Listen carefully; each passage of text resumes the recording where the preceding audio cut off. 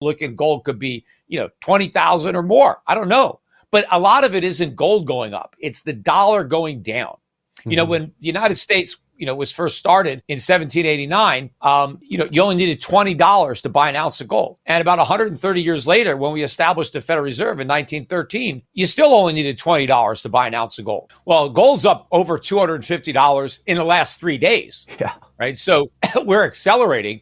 Last couple of days, we were $100 a day, and maybe we'll be up again. Maybe we'll be up another 100 by the time, they close today's trading. But what's happening, and what I've been telling people was happening all last year, as the price of gold went from 2,000 to 3,000, and nobody cared, and nobody was buying it because everybody was, sidetracked by Bitcoin and all the talk about digital gold. Renowned economist and gold advocate Peter Schiff has long argued that soaring gold prices are less about gold becoming more valuable and more about the U.S. dollar losing purchasing power. His perspective is gaining attention again, as gold has jumped more than $250 in just a few days, with daily moves of $100 becoming increasingly common. Schiff often points to history for context. An ounce of gold cost about $20. Even in 1913, when the Federal Reserve was created, gold was still priced at $20 an ounce. Today, that same ounce costs thousands of dollars,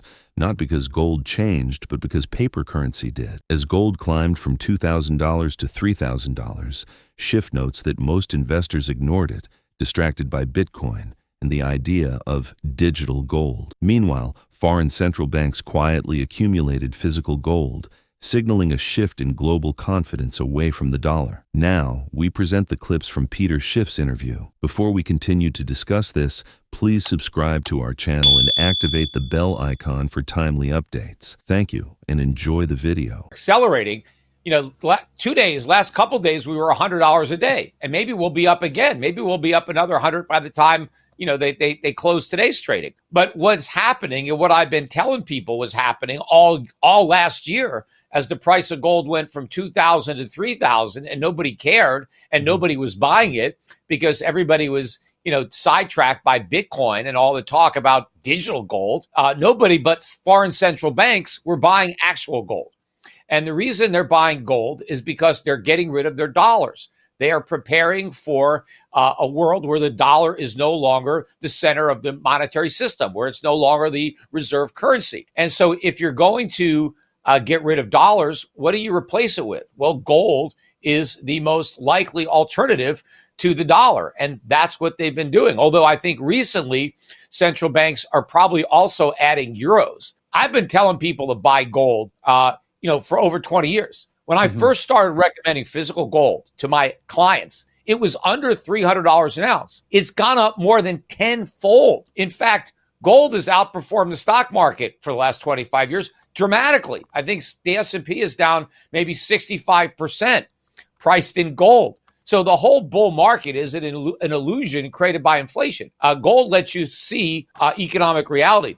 But really, for the first time in my career, I'm actually telling people that for now, don't buy physical gold. Just wait, because even though the gold stocks are at new 52-week highs and they're up maybe, 15, 20% and they're jumping finally. But gold stocks are much lower, than they were a few years ago, or 10 years ago, or even 20 years ago, a lot of them.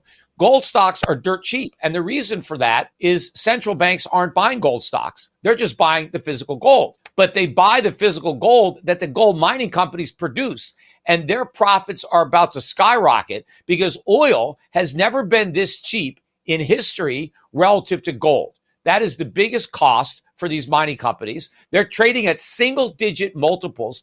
Gold mining stocks have never been this cheap, not only relative to gold, but relative to the S&P 500. They're giving these stocks away. When you buy gold mining companies, you're buying gold that's still in the ground. And gold in the ground has never been cheaper in all of history than gold above ground.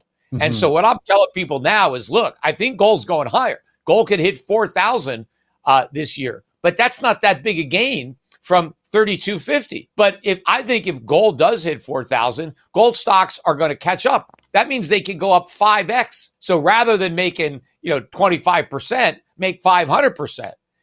by buying the gold that's still in the ground. Well, I think that there is going to be a massive loss of confidence because it's been a confidence game the entire time.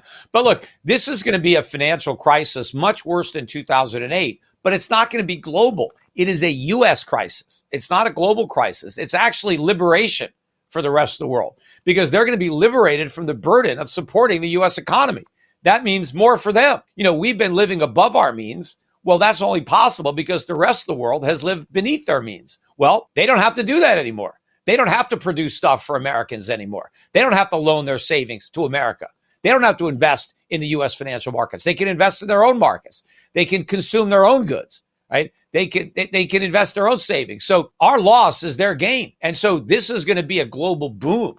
It's like a giant weight has been removed from them. And now the global economy can be a lot stronger without having to drag the U.S. consumer behind. Gold is surging, climbing more than $250 in just 3 days, with $100 daily moves becoming common. This acceleration supports long-standing warnings from economist Peter Schiff, who says the real story isn't gold going up, but the dollar going down. As gold moved from $2,000 to $3,000, most investors ignored it, distracted by Bitcoin and digital gold. Meanwhile, foreign central banks quietly bought physical gold, reducing their reliance on U.S. dollars and preparing for a post-dollar reserve system. Schiff argues that gold has outperformed stocks for decades when measured honestly. Now, he believes the biggest opportunity lies in undervalued gold mining stocks, which could see massive gains as gold prices continue higher. Let's get back to the interview. Gold is going much, much higher.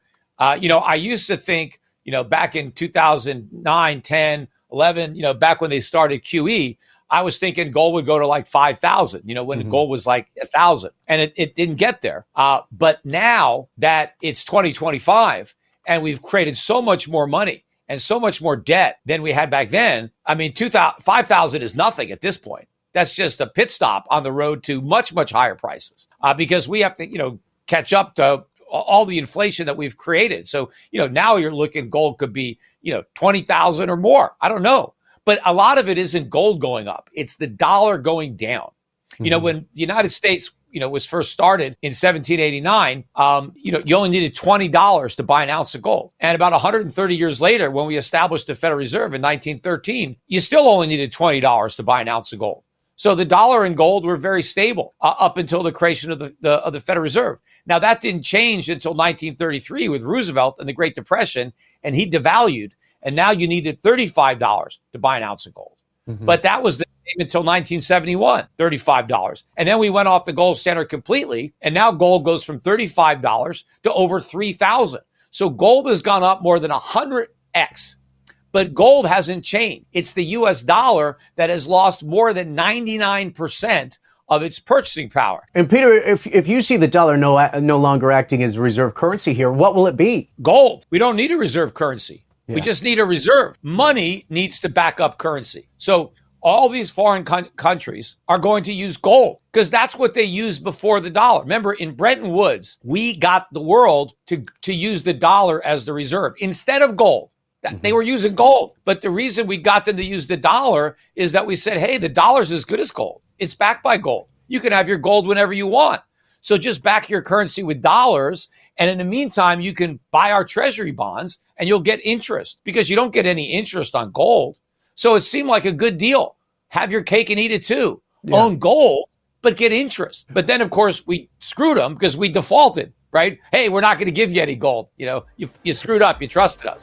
Gold is poised for far higher prices, according to longtime gold advocate Peter Schiff, who argues that today's surge reflects decades of inflation and currency debasement. Schiff notes that when the U.S. was founded in 1789, $20 bought an ounce of gold, and that price held until the Federal Reserve era. After the U.S. left the gold standard in 1971, gold rose from $35 to over $3,000, not because gold changed, but because the dollar lost over 99% of its value. With massive money creation and debt since 2008, Schiff believes $5,000 gold is only a waypoint, with much higher levels possible as nations return to gold as a monetary reserve. Share your thoughts on their analysis in the comment section below. If you find this video informative, please support and turn on notifications to stay informed about our latest videos. See you in the following video. Thanks for watching.